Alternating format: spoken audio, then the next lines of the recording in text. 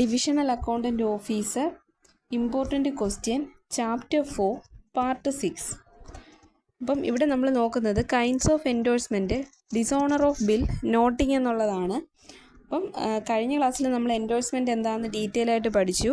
ഇവിടെ നമുക്ക് എൻഡോഴ്സ്മെൻറ്റിൻ്റെ different kinds എന്താണെന്ന് നോക്കാം. എത്ര ടൈപ്പ് ഉണ്ട്? 8 ടൈപ്പ് ഉണ്ട്. ഒന്നാമത്തേത് blank or general endorsement, special or full endorsement, restrictive endorsement, conditional or qualified endorsement, full endorsement, facultative endorsement and partial endorsement. അപ്പോൾ ഇത്രയും എൻഡോഴ്സ്മെൻ്റ് ആണ് നമുക്ക് ഉള്ളത്, 8 എണ്ണം. അപ്പം ഇതിൽ മെയിനായിട്ട് നമുക്ക് ചിലതിനൊക്കെ 2 പേര് വരുന്നുണ്ട്. Blank or general endorsement, special or full endorsement. അതിൽ കൂടുതൽ റിപ്പീറ്റഡ് ആയിട്ട് ചോദിച്ചിട്ടുള്ളതാണ് ഏതാ? കണ്ടീഷണൽ ഓർ ക്വാളിഫൈഡ് എൻഡോഴ്സ്മെൻറ്റ് എന്ന് പറയുന്നത്. കണ്ടീഷണൽ എൻഡോഴ്സ്മെൻറ്റിൻ്റെ വേറൊരു പേരാണ് എന്ത്? Qualified endorsement. നമുക്കിത് ഓരോന്ന് എന്തൊക്കെയാണെന്ന് നോക്കാം. 80 question number 80. When endorser simply put his sign on the back of the instrument for the purpose of negotiation and it does not mention the name of the endorsee is known as. അപ്പം ഒരു endorser അയാളുടെ പേര് എഴുതാതെ signature മാത്രം negotiable instrument, അതായത് bill of എക്സ്ചേഞ്ചിൻ്റെ back സൈഡിൽ signature മാത്രം ഇട്ടു, ആരുടെ എൻഡോസിയുടെ പേരൊന്നും എഴുതിയില്ല. അങ്ങനെ വരുന്ന എൻഡോഴ്സ്മെൻറ്റിന് പറയുന്ന പേരെന്താണ്? ബ്ലാങ്ക് എൻഡോഴ്സ്മെൻറ്റ് അഥവാ ജനറൽ എൻഡോഴ്സ്മെൻറ്റ്. അത് നമുക്ക് എന്ത് ചെയ്യാൻ പറ്റും? ആർക്ക് വേണമെങ്കിലും നമുക്ക് കൈമാറാം. അതിനെയാണ് ബ്ലാങ്ക് ഓർ ജനറൽ എൻഡോഴ്സ്മെൻറ്റ് എന്ന് പറയുന്നത്. സിഗ്നേച്ചർ മാത്രമേ ഇടുകയുള്ളൂ, വിത്തൗട്ട് മെൻഷനിങ് ദ നെയിം എഴുതില്ല. Next 81. When the endorser not only write his name but also the name of the endorsee on the back of the instrument is known as. എൻഡോസറുടെ name മാത്രമല്ല, എൻഡോസിയുടെ നെയിമും ഇൻസ്ട്രുമെൻറ്റിൻ്റെ ബാക്കിൽ എഴുതുവാണെങ്കിൽ അതിനെയാണ് എന്തെന്ന് പറയുന്നത്? ഫുൾ ഓർ സ്പെഷ്യൽ എൻഡോഴ്സ്മെൻറ്റ് എന്ന് പറയുന്നത്. കാരണം അത് എന്താ? എൻഡോസിയുടെ പേര് സ്പെസിഫൈ ചെയ്ത് പറഞ്ഞിട്ടുണ്ട്. അതിനെയാണ് എന്തെന്ന് പറയുന്നത്? ഫുൾ ഓർ സ്പെഷ്യൽ എൻഡോഴ്സ്മെൻ്റ് എന്ന് പറയുന്നത്. അടുത്ത 82. The endorsement in which the endorser restrict the further negotiation of instrument and the എൻഡോസി cannot further endorse such instrument is called restrictive endorsement. അപ്പോൾ നമുക്ക് ആ പേരിൽ തന്നെ ഉണ്ട്, എന്തെങ്കിലും കുറച്ച് റെസ്ട്രിക്ഷൻസ് പറഞ്ഞിരിക്കും. ഫർദർ നെഗോസിയേഷൻ ചെയ്യാതിരിക്കാൻ വേണ്ടി എന്തെങ്കിലും കുറച്ച് റെസ്ട്രിക്ഷൻസ് പറഞ്ഞിരിക്കും. അങ്ങനെയുള്ള എൻഡോഴ്സ്മെൻറ്റിനെയാണ് എന്തെന്ന് പറയുന്നത്? റെസ്ട്രിക്റ്റീവ് എൻഡോഴ്സ്മെൻറ്റ് എന്ന് പറയുന്നത്. നെക്സ്റ്റ് 83.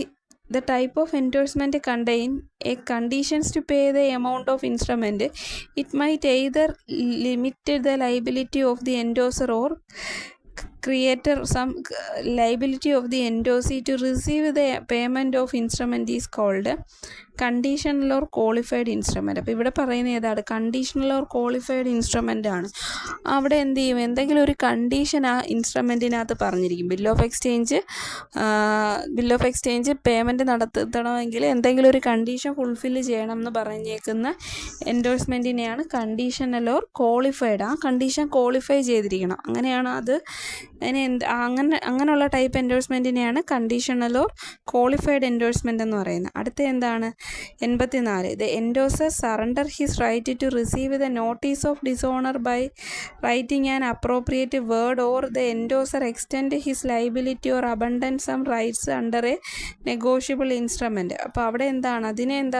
അപ്പോൾ അവിടെ ഒരു നോട്ടീസ് ഓഫ് ഡിസോണർ എന്ന് പറയുന്ന ഒരു വേർഡ് ഉണ്ടായിരിക്കും.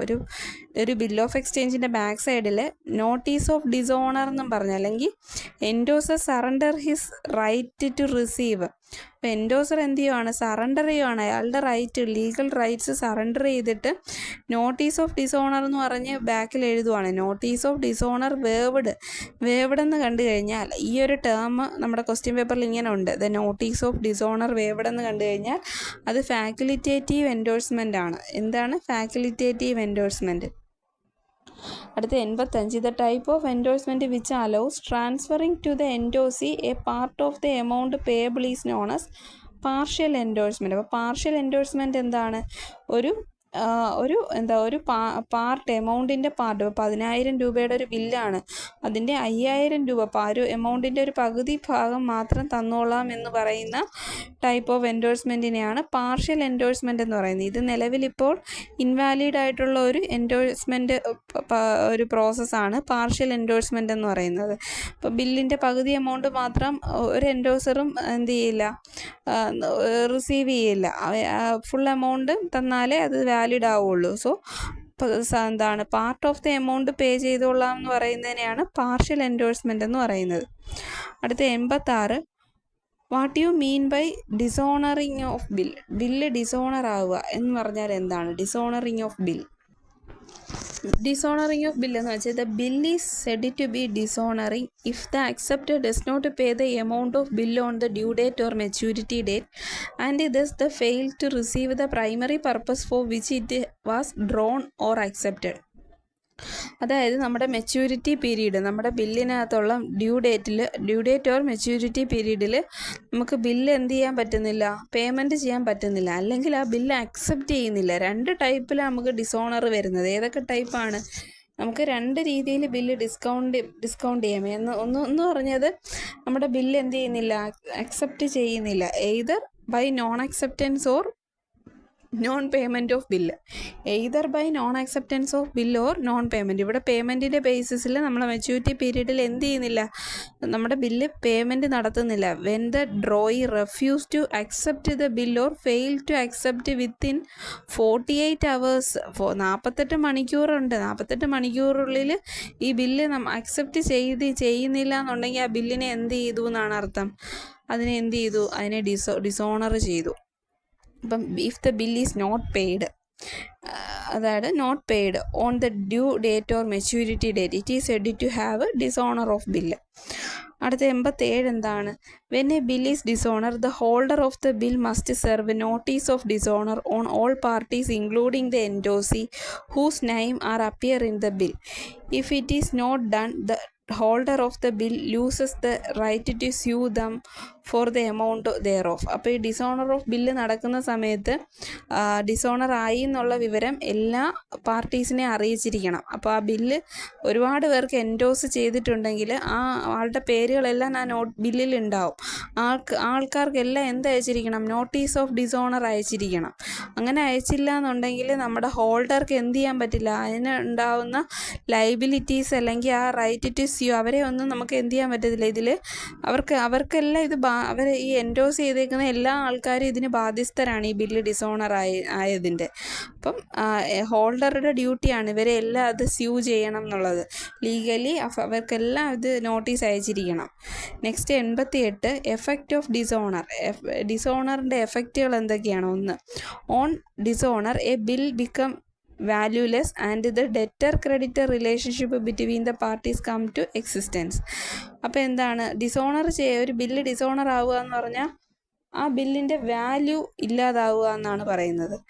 Next, on dishonouring the holder the bill has the right to initiate the action against all the parties of the bill. അപ്പോൾ ഹോൾഡർക്ക് എന്തുണ്ട്, ഡിസോണർ ആവുകയാണെങ്കിൽ അതിനെതിരെ ആ ബില്ലിൻ്റെ ആ ബില്ലിനെതിരെ ആക്ഷൻ എടുക്കാനുള്ള റൈറ്റ് ആർക്കുണ്ട്, ഹോൾഡർക്കുണ്ട് എന്നുള്ളതാണ്. 3, usually the drawer himself take up the bill or dishonour and the exercise the right against the acceptor. Usually എങ്ങനെയാണ്, drawer himself take up the bill of dishonour സംഭവിച്ചു കഴിഞ്ഞാൽ അത് ടേക്കപ്പ് ചെയ്യുന്ന ആരാണ്, ഡ്രോയർ തന്നെയാണ്. അതിൻ്റെ excess the right to against the അക്സെപ്റ്റർക്ക് excess right ഉണ്ട് ഇത് ഡിസോണർ ആയതിൻ്റെ. 4, all expenses incurred on the consequences of dishonour can be recovered by the acceptor. അപ്പോൾ ഡിസോണർ ആയതിൻ്റെ കോൺസിക്വൻസസും എല്ലാ ലൈബിലിറ്റിയും ആരുടെ കയ്യിൽ നിന്ന് റിക്കവർ ചെയ്യണം, അക്സെപ്റ്ററുടെ കയ്യിൽ നിന്ന് റിക്കവർ ചെയ്യണം. 89, on dishonouring the bill the drawer debits the acceptor account and credits the bills receivable account. അപ്പോൾ ഒരു ബില്ല് ഡിസോണർ ആവുകയാണെങ്കിൽ ഡ്രോയർ എന്ത് ചെയ്യണം, the drawer debits the acceptor's അക്കൗണ്ടിൽ ഡെബിറ്റ് ചെയ്യണം. ക്രെഡിറ്റ്സ് ദ ബിൽസ് റിസീവബിൾ അക്കൗണ്ടിൽ അതെന്ത് ചെയ്യണം, ക്രെഡിറ്റ് ചെയ്ത് കാണിക്കണം. 89, if the bill is endorsed ഒരു വട്ടം ബില്ല് എൻഡോസ് ചെയ്തെങ്കിൽ he credits the endorsee account and if it is discounted he credits the bank account. അപ്പോൾ ഒരു വട്ടം അത് എൻഡോസ് ചെയ്ത അക്കൗണ്ട് ആണെങ്കിൽ, എൻഡോസ് ചെയ്ത ബില്ലാണെങ്കിൽ എൻഡോസിയുടെ അക്കൗണ്ടിൽ അത് ക്രെഡിറ്റ് ചെയ്ത് കാണിക്കണം. ഡിസ്കൗണ്ട് ചെയ്യുക മീൻസ് ബാങ്കിൽ കൊണ്ടുപോയി നമ്മൾ ഡിസ്കൗണ്ട് ചെയ്തില്ലേ. ഇപ്പോൾ ഒരു ബില്ല് 30 ദിവസത്തേക്ക് എഴുതിയ ബില്ലാണ്, സെല്ലർക്ക് പെട്ടെന്ന് പൈസയ്ക്ക് ആവശ്യം വന്ന് 15 ദിവസം ആയപ്പോഴത്തേക്കും ബാങ്കിൽ കൊണ്ടുപോയി ബാങ്കിൽ സബ്മിറ്റ് ചെയ്തുമ്പോൾ 10,000 രൂപയുടെ ബില്ലാണെങ്കിൽ ബാങ്ക് ആ 10,000 രൂപയുടെ ബില്ല് വാങ്ങിച്ചിട്ട് ഒരു 9,000 രൂപ സെല്ലർക്ക് കൊടുത്തു വിടും. ഡ്യൂ ഡേറ്റ് ആകുമ്പോഴത്തേക്കും നമ്മുടെ ബയ്യർ പൈസ ആർക്ക് കൊടുക്കണം? ബാങ്കിൽ കൊടുക്കണം. എത്ര രൂപ കൊടുക്കണം? 10,000 രൂപയും കൊടുക്കണം. കാരണം 1000 രൂപ ബാങ്കിൻ്റെ കമ്മീഷനാണ്. അതിനെയാണ് ഡിസ്കൗണ്ടഡ് ബില്ലെന്ന് പറയുന്നത്. അപ്പോൾ ഡിസ്കൗണ്ട് ചെയ്യുന്ന സമയത്ത് ഹി ക്രെഡിറ്റ്സ് ദ ബാങ്ക് അക്കൗണ്ടിൽ ക്രെഡിറ്റ് ആയിട്ട് കാണിക്കണം. 91 on dishonouring the acceptor always debits bills payable account and credits the drawer's account. അപ്പോൾ ഡിസോണർ ആവുകയാണെങ്കിൽ അക്സെപ്റ്റർ എന്ത് ചെയ്യണം? Always debit the bills payable account debit ചെയ്യണം. ആൻഡ് ക്രെഡിറ്റ്സ് ദ ഡ്രോയേഴ്സ് അക്കൗണ്ടിനെ എന്ത് ചെയ്യണം? ക്രെഡിറ്റ് ചെയ്യണം. ഇനി അടുത്ത എന്താണ്? നോട്ടിങ് എന്താണെന്നാണ്. What you mean by noting എന്ന് പറയുന്നത് പുതിയൊരു ടേമാണ്. ഇപ്പം നമ്മൾ നോട്ടറി പബ്ലിക് എന്നൊക്കെ കേട്ടിട്ടുണ്ട്. ഹൗസ് ഓഫ് കോർട്ടിന് പകരമായി അല്ലെങ്കിൽ ഗവൺമെൻറ് അപ്പോയിൻറ്റ് ചെയ്യുന്ന ആളെയാണ് എന്തെന്ന് പറയുന്നത്? നോട്ടറി പബ്ലിക് എന്ന് പറയുന്നത്. അപ്പം നോട്ടിങ് എന്ന് പറഞ്ഞാൽ എന്താണ്? Noting is an act of recording the fact of dishonour of the bill by notary public. അപ്പം നോട്ടറി പബ്ലിക്കിൻ്റെ മുൻപാകെ ഈ ബില്ല് ഡിസോണർ ആയതിൻ്റെ റീസൺ അല്ലെങ്കിൽ ഫാക്ട്സ് കാണിക്കണം. അതിനെയാണ് എന്തെന്ന് പറയുന്നത്? നോട്ടിങ് എന്ന് പറയുന്നത്. Noting is an act of recording the fact of dishonour of the bill by notary പബ്ലിക്കിൻ്റെ മുമ്പായി ഈ ബില്ല് ഡിസോണർ ആവാനുള്ള റീസൺസ് അല്ലെങ്കിൽ ഫാക്ട്സ് കാണിക്കണം. അവിടുത്തെ എന്താണ്? 93 who is notary public ആരാണെന്നാണ്. Notary public is a person appointed by the court or government for the purpose of recording the fact of dishonour of bill. ഒരു bill dishonour ആവാനുള്ള കാര്യങ്ങൾ എന്താണ് എന്ന് ഗവൺമെൻറ് അല്ലെങ്കിൽ കോർട്ട് അപ്പോയിൻറ്റ് ചെയ്യുന്ന ഒരു പേഴ്സണെയാണ് notary public എന്ന് പറയുന്നത്. ഈ നോട്ടറി പബ്ലിക്കിൻ്റെ മുമ്പിലാണ് നമ്മൾ ഇതിൻ്റെ ഫാക്റ്റുകളെല്ലാം പറയുന്നത്. ഒരു ബില്ല് ഡിസോണറായി അതിൻ്റെ കാരണങ്ങളും എല്ലാം കാണിക്കേണ്ടത് നോട്ടറി പബ്ലിക്കിൻ്റെ മുമ്പാകെയാണ്. അപ്പം knotting is compulsory in the case of foreign ബില്ലിൻ്റെ കേസിൽ നോട്ടിങ് എന്ന് പറയുന്ന ഒരു കമ്പൽസറിയാണ്. ഫോറിൻ ബിൽസ് ഇപ്പം ഇൻലാൻഡ് ബില്ലല്ല, ഫോറിൻ ബില്ലുകൾ പല ടൈപ്പ് ഉണ്ട്, നമുക്ക് പഠിച്ചതാണ്. ഇനി പഠിക്കും ബില്ലുകൾ. അപ്പം ഫോറിൻ ബില്ലിലാണ് എന്ത് കമ്പൽസറി ആയിട്ട് വരുന്നത്? Noting. What is noting charge? ഈ നോട്ടറി പബ്ലിക്കിൻ്റെ മുൻപാകെ ഇത് നോട്ട് ചെയ്യുന്നതിന് കുറച്ച് ചാർജസ് ഈടാക്കുന്നുണ്ട്. The notary public charges certain remuneration for the purpose of services. The amount of noting charges paid by the holder of the bill is eventually recovered by the acceptor. ഇപ്പം notary ചാർജസുകളൊക്കെ ആരാണ്? Bill holder വേണം പേ ചെയ്യാൻ. പക്ഷേ ഇത് അക്സെപ്റ്ററുടെ കയ്യിൽ നിന്ന് നമുക്ക് എന്ത് ചെയ്യാൻ പറ്റും? റിക്കവർ ചെയ്യാൻ പറ്റും. അപ്പം നോട്ടറി ചാർജ് എന്ന് പറയുന്നത് നോട്ടറി പബ്ലിക്കിന് കൊടുക്കുന്ന റെമ്യൂണറേഷൻ, അവർ ചെയ്തു തരുന്ന സർവീസസിന് കൊടുക്കുന്ന റെമ്യൂണറേഷനെയാണ് നോട്ടറി ചാർജ് എന്ന് പറയുന്നത്. ഇത് ബില്ലിൻ്റെ ഹോൾഡറാണ് പേ ചെയ്യേണ്ടതെങ്കിലും ഫ്യൂച്ചറിൽ നമുക്കിത് അക്സെപ്റ്ററുടെ കയ്യിൽ നിന്ന് റിക്കവർ ചെയ്യാൻ പറ്റും. അപ്പം ഇത്രയും കാര്യങ്ങളാണ്. എന്തൊക്കെയാണ് നമ്മൾ ഈ ഒരു പാർട്ടിൽ പഠിച്ചത്? എൻഡോഴ്സ്മെൻറ്റ് എന്താണെന്ന് പഠിച്ചു. എൻഡോഴ്സ്മെൻറ്റിൻ്റെ ഡിഫറെൻറ്റ് കൈൻഡ്സ്, 8 ടൈപ്പോളം എൻഡോഴ്സ്മെൻറ്റ് ഉണ്ടെന്ന് പഠിച്ചു.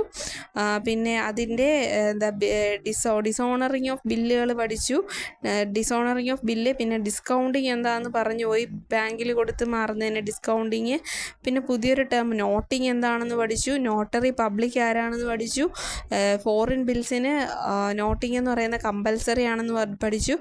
നോട്ടറി ചാർജ് എന്ന് പറയുന്ന അവർ തരുന്ന സർവീസിന് കൊടുക്കുന്ന റെമ്യൂണറേഷൻ ആണെന്ന് പഠിച്ചു. ഇത്രയും കാര്യങ്ങളാണ് ഇതിൽ മെയിനായിട്ട്. കണ്ടീഷണൽ ഓർ ക്വാളിഫൈഡ്, ആ ഒരു പേര് തെറ്റിപ്പോകരുത്. പിന്നെ ഫാക്കുലിറ്റേറ്റീവ് എന്ന് വെച്ചാൽ ആ ഒരു ബില്ലിനകത്ത് ഇങ്ങനെ ഒരു വേർഡ് കാണും, നോട്ടീസ് ഓഫ് ഡിസോണർ വേവ്ഡ് എന്ന്. അപ്പോൾ ഇത്രയും കാര്യങ്ങളാണ് റിപ്പീറ്റഡ് ആയിട്ട് ചോദിച്ചിട്ടുള്ളത്. ഓക്കെ, ഇത്രയേ ഉള്ളൂ. Thank you.